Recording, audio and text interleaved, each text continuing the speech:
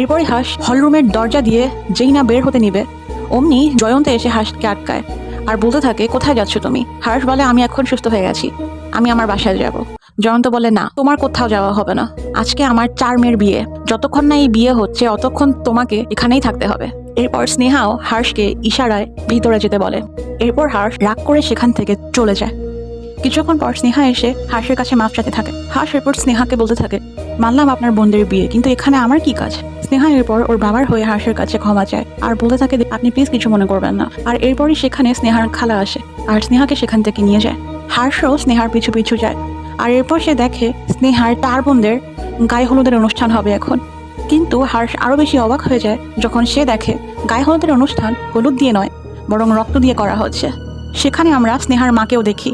কিছু কালো পোশাক পরা মহিলা এসে স্নেহার বোনদের গায়ে রক্ত লাগিয়ে দিচ্ছিল, ঠিক হলুদের মতো।